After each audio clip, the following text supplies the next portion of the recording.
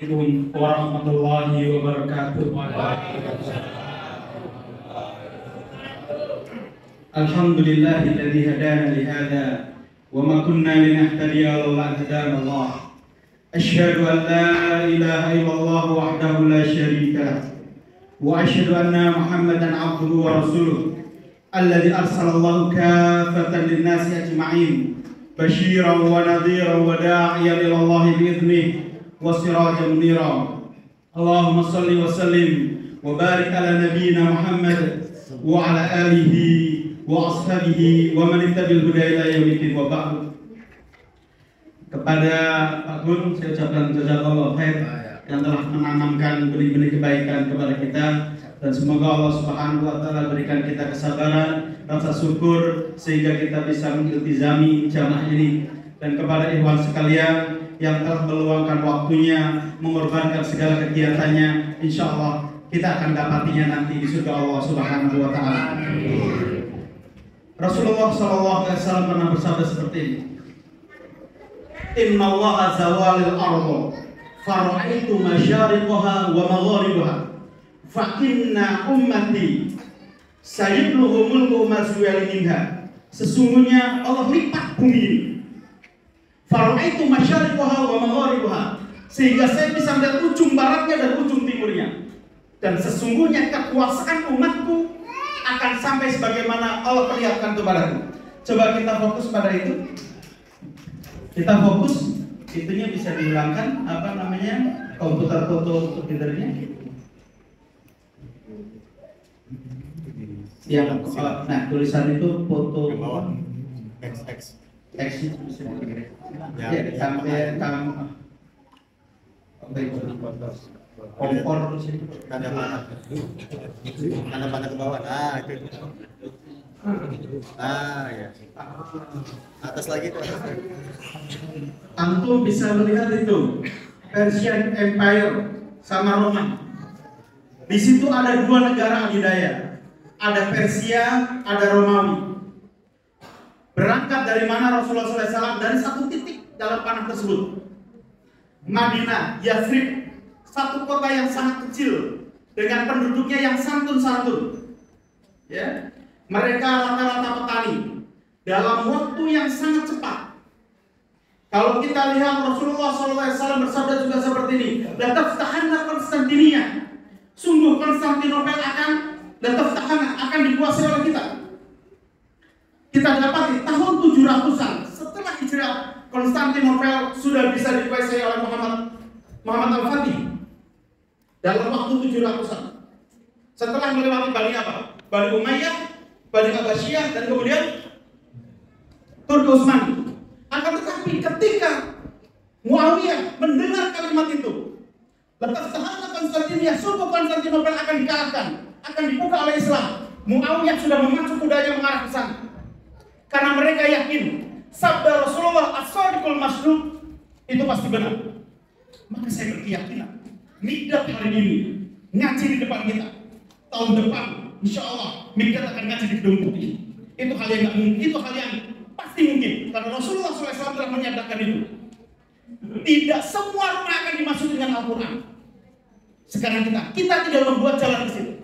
Kita masuk kepada ini. Bagaimana sih? Siapa sih pendukung Rasulullah?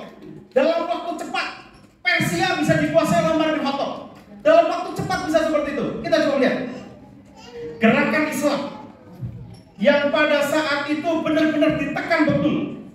Bilal dipajang dalam keadaan telanjang dada, kemudian dicambukin tiap hari, dibakar di tengah teriknya matahari. Khobab juga bernasib sama. Muawiyah dibelah perutnya dalam keadaan hamil, kemudian dilempar bayinya, ditusuk dengan tombak. Suaminya Yasir juga dimutilasi oleh Abu Jahal. Pada saat itu orang berpikir betul. Orang-orang Islam, orang-orang yang mau masuk Islam pada saat itu berpikir betul. Siapa yang berani memasuki golongan-golongan ini? Siapa yang berani memasuki organisasi yang dipimpin oleh Rasulullah SAW ini? Maka dia akan bernasib sebagaimana Bilal. Maka dia akan bernasib sebagaimana Khobab. Maka dia akan bernasib sebagaimana Sumayyah dan suaminya. Dia berpikir begitu.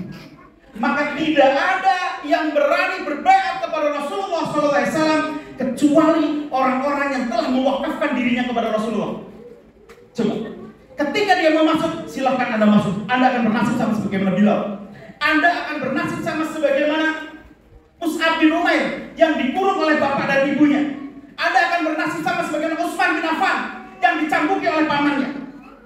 Dia ada dari golongan bawah sampai golongan atas, semuanya merasakan itu semuanya. Sehingga apa? Mereka yang masuk ini menjadi kaidah sholabah. Ini menjadi fondasi yang sangat kuat.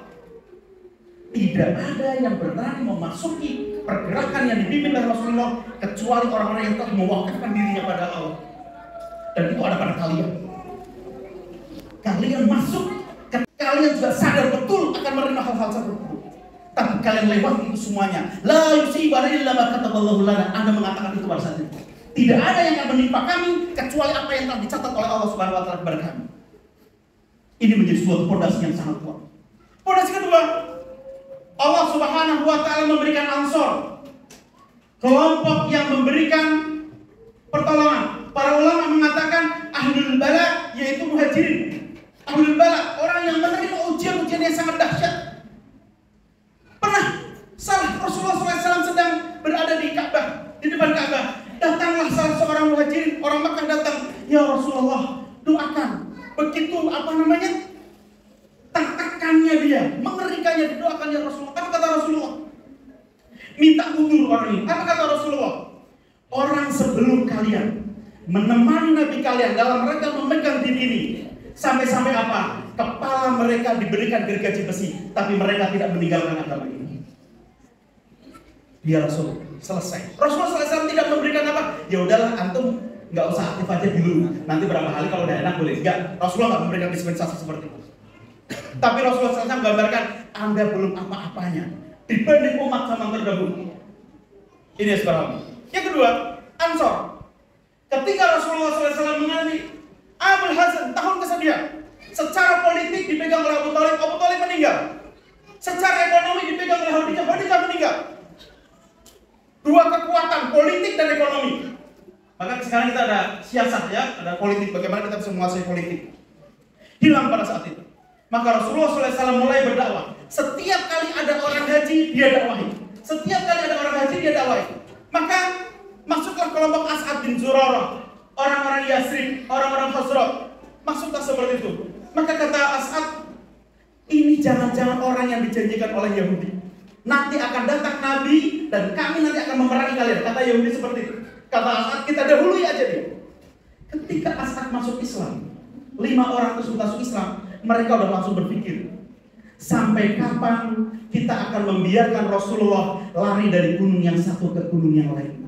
Sampai kapan kita akan membiarkan Rasulullah SAW mendapatkan intimidasi terus-menerus, mendapatkan tekanan-tekanan terus-menerus? Sudah langsung berpikir seperti itu. Bagaimana mengamankan dakwah ini dengan mengamankan Rasulullah SAW? Ini yang harus jadi pemikiran kita. Lanjut. Maka terjadilah baiat Aqabah yang kedua. Setelah As'ad bin Zurarah, kemudian Rasulullah SAW kirimkan Mus'ab bin Umair, datanglah 72 orang dari kalangan Aus dan Khazraj, dan ada wanitanya juga di situ. Ketika mereka mau berbaiat, Abu Thalib meninggal, maka Abbas menjadi penggantinya. Coba kita perhatikan, Abbas menjadi penggantinya. Mereka berjalan 3 orang sampailah di celah di Aqabah. Aqabah itu kan nama bukit. Ketika mereka mau baiat, apa kata? Coba ini penting. Apa kata Abbas? Wahai orang Khazraj, orang Makkah berkata menyebut orang-orang Yasrib dengan orang Khazraj karena suku terbesar. Wahai orang Khazraj, saya adalah keluarga Muhammad. Di negeri ini Muhammad adalah orang yang tidak diterima, tapi kami menjaganya. Dia mendapatkan keamanan dari kami. Dia tidak aman dari orang-orang yang masih pendiriannya sama dengan kami. Pada saat itu Abbas belum Islam. Kalau Anda yakin, tapi Muhammad itu lebih memilih Anda daripada kami. Rasulullah sudah mulai mau bergabung dengan orang Yasrib, akan melakukan mobilisasi hijrah. Tapi Muhammad lebih memilih kepada kalian. Padahal saya telah membelanya dari orang-orang yang sepemahaman dengan kami. Kalau kalian bisa menjaganya dengan segala upaya yang kamu miliki, selamat dari gangguan orang-orang tersebut, ambillah. Kalau engkau tidak bisa menjaganya, nggak usah. Nggak usah, kami bisa menjaganya. Apa kata orang-orang? Di antara yang Abdullah bin Rawahah, Anda sudah selesai bicara wahai Abbas? Dia nggak mau dengar ocehan yang lama. Anda sudah selesai wahai Abbas? Sudah. Ya Rasulullah, ulurkan tanganmu. Nggak berpikir lagi. Ya Rasulullah, ulurkan tanganmu. Persyaratkan untuk Rabbmu dan untuk dirimu. Maka Rasulullah SAW bersabda seperti ini. Aku persyaratkan untuk Rabbku agar engkau mengibadahnya dan tidak menyekutukannya. Dan aku persyaratkan untuk diri saya, engkau melindungi saya sebagaimana engkau melindungi anak dan istri kalian dengan apapun yang kalian miliki. Apa yang dikatakan para sahabat tersebut? Ya Rasulullah, apa yang saya dapat kalau kami melakukan itu semuanya? Kata Rasulullah, jannah. Rasulullah hanya menjanjikan jannah. Apa kata para sahabat tersebut? Orang Ansor, kami tidak akan pernah membatalkannya dan tidak pernah mau dibatalkan. Gak ada surat mengundurkan diri. Kami tidak pernah mau membatalkannya dan tidak mau dibatalkan. Itu kalimat Ansor. Orang yang istimewa, padahal dia tahu. Sebelumnya lagi Ashab bin Surah mengatakan seperti ini. Wahai orang-orang Khazraj, tahu gak kalian ketika, ini siapa? Ini Rasulullah. Tahu gak kalian ketika kalian membaiat kepada dia, kalian akan berperang melawan orang-orang Arab semuanya. Akan habis harta-harta kalian. Akan habis pula orang-orang terbaik kalian. Biarkan kami wahai Ashab, kami akan apa? Membaiat. Ada juga akhirnya Abbas Al-Ansari, Abbas bin Ubadah mengatakan seperti ini. Dan ini sangat fenomenal kalimatnya. Wahai orang-orang Aus dan Khazraj, dengan kita membaiat orang ini, maka sebenarnya kita akan berperang melawan orang-orang kulit hitam dan orang-orang kulit merah. Sehingga hartamu akan habis. Kalau hartamu itu habis, engkau jadikan itu sebagai sebuah musibah. Dan orang-orang tewasnya, orang-orang terbaik kalian anggap itu sebagai pembunuhan. Sudah, kalian gak usah berbaiat. Dan itu menjadi kerugian kalian. Mereka sudah sadar betul. Dengan Anda membaiat Muhammad ini, maka apa? Harta Anda akan habis. Orang-orang terbaik kalian akan tewas. Kalau kalian anggap habisnya harta kalian, tewasnya orang-orang terbaik kalian, itu anggap sebagai pembunuhan, sebagai anggap efek daripada ini saya jadi miskin, maka nggak usah berbaiat, pulang saja. Dan itu menjadi kehinaan kalian di dunia dan di akhirat. Dan kita mau melepaskan. Allah Subhanahu wa taala berfirman, Rasulullah SAW bersabda, la tasulu qadama 'abdin yaumal qiyamah. Tidak akan pernah bergeser di kaki seorang hamba pada hari kiamat. Sampai kita ditanya, untuk apa umur kalian habiskan? Untuk apa umur kalian habiskan? Dan untuk apa ilmu kalian amalkan di mana? Dan harta Anda kalian dapat dari mana? Dan untuk apa? Dan yang terakhir, jiwa ini lusuh, badan ini sayu. Itu yang untuk apa? Kita nggak aktif di jamaah, apakah kita nggak layu juga badan kita? Minimal dengan kita aktif di jamaah, uang kita tersalurkan, sehingga kita bisa menjawab pertanyaan Allah Subhanahu wa taala. Minimal hancurnya badan ini itu karena berjalan di atas fisabilillah, di atas jalan Allah Subhanahu wa taala. Apakah kalau kita nggak aktif di jamaah, badan kita akan kuat terus? Lah. Maka apa? Seketika itu pula apabila kalian dengan apa membayar ini, kalian anggap itu uang kalian, orang-orang terbaik kalian itu sebagai apa? Sebagai efek dari muahadah kepada Rasulullah SAW, sebagai tabungan kepada Allah Subhanahu wa taala, maka ambillah. Apa kata orang-orang Ansor? Kendati uang saya habis, kendati orang-orang terbaik saya terbunuh, kami tidak mempedulikan itu. Ulurkan tanganmu ya Rasulullah. Coba. Ulurkan tanganmu ya Rasulullah. Apa imbalannya ini ya Rasulullah ketika kami melakukan ini semuanya? Kata Rasulullah, jannah. Begitulah ambisinya orang Ansor mendapatkan jannah. Rasulullah tidak menjanjikan nanti Anda akan menang dengan bersama kami. Kalau Anda sakit, Anda akan kami jenguk. Kami tidak. Cuma satu janji, jannah. Pengajian yang waktu itu cuma berjalan 1 tahun. Karena apa? Mus'ab bin Umair, bayat Aqabah pertama dan bayat Aqabah kedua itu berjalannya cuma 1 tahun.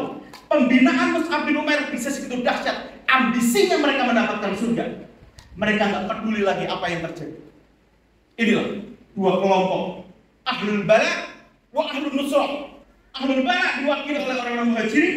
Ahlul nusrah, kaum penolong, diwakili oleh orang-orang Ansor. Jadilah 2 kelompok yang hebat. Jamaah ikhwan sekalian, Kemudian apa? Terjadilah mobilisasi massa. Coba ketika lihat. Ketika sudah mulai hijrah, ya. Ketika sudah mulai hijrah, mereka bapak-bapak mereka yang hadir dalam Baiat Aqabah itu semuanya apa? Melakukan dakwah terus-menerus sampai tidak ada satu kabilah pun kecuali di dalamnya ada orang Islam. Dan ketika mendengar Rasulullah SAW masuk ke Kuba, mereka udah langsung anak-anak mereka, istri-istri mereka kerahkan sambut itu Rasulullah. Coba bagaimana? Mereka enggak. Udahlah cukup bapak aja yang jadi korban wahidah. Lu nggak usah mabuk, lu di rumah aja. Anak-anak nggak usah ikutkan jamaah. Itu nggak terjadi. Nggak terjadi pada Ansor. Guanya aktif bapaknya. Istri dan anak-anak harus aktif. Maka semuanya yang laki-laki pada memanjat apa lu? Pohon sana kurma. Mereka memanjat kurma. Melihat, benar-benar lihat. Pingin betul kapan Rasulullah SAW hadir. Mereka bukan hanya sejam 2 jam. Mereka di atas terik matahari terus melihat terus ke arah Kuba. Kalau kita lihat Kuba itu masjid pertama. Nama lain dari masjid Kuba dan masjid Qiblatain. Ada 2 kiblat pada saat itu. Begitu Rasulullah SAW datang, mereka berhamburan. Coba, masjidnya sangat bagus. Tala'al badru alaina min thaniyatil wada' wajaba syukru alaina mada'a lillahi da. Ada lagi yang berteriak lagi. Ya ayyuhal mab'uts fina jita bi amri mudha' jita syaraftal madinah marhaban ya khairad da. Coba, menurut mereka apa? Mereka merasakan kegersangan, mereka merasakan kegelipan. Ayyuhal mab'uts fina jita bi amri mudha'. Dia datang dengan perkara yang harus kita taati. Mereka sudah menanamkan itu. Tidak ada kemaksiatan untuk Rasulullah SAW. Sehingga apa? Mereka benar-benar apa? Akhirnya apa yang terjadi? Di waktu yang sangat cepat. Satu titik, lihat perhatikan satu titik. Madinah. Satu titik yang ada panahnya, lihat. Zaman Umar bin Khattab, Persia Empire sudah ditaklukkan. Kemudian apa? Zaman Abu Bakar sudah mulai perang Yarmuk. Ya, zaman Umar bin Khattab, Palestina sudah ditaklukkan. Zaman Ali bin Abi Thalib sudah sampai Belgia. Waktunya sangat cepat sekali. Ada apa? Ada semangat hijrah di situ.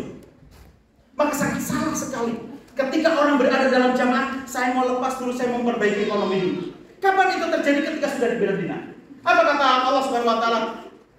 Wa may yuhajir fi sabilillah yajid lahu muraghaman katsiran wasa'. Barang siapa yang berhijrah di jalan Allah, dia akan mendapati tempat-tempat hijrah yang sangat banyak.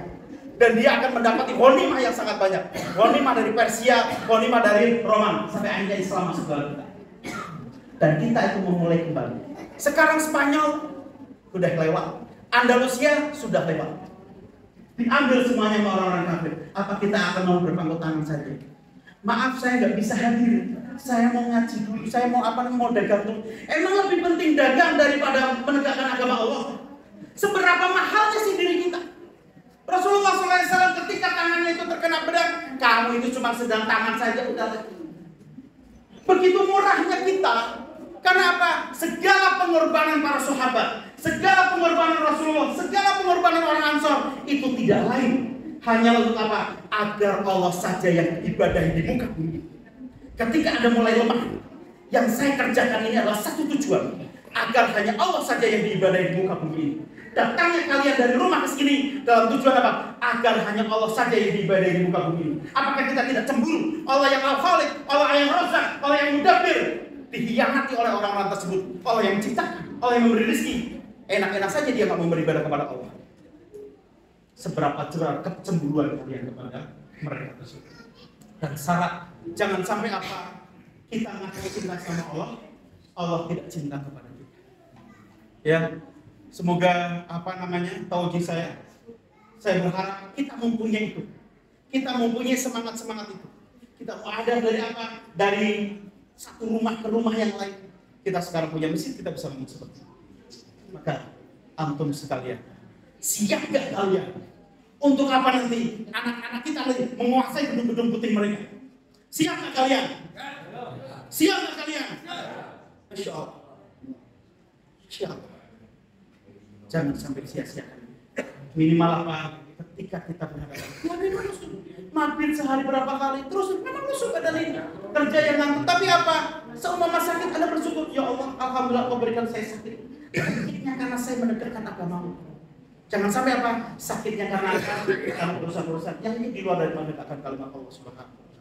Cukup sekian dari saya. Aku lupa lihada. Astagfirullahaladzim. Wassalamualaikum warahmatullahi wabarakatuh.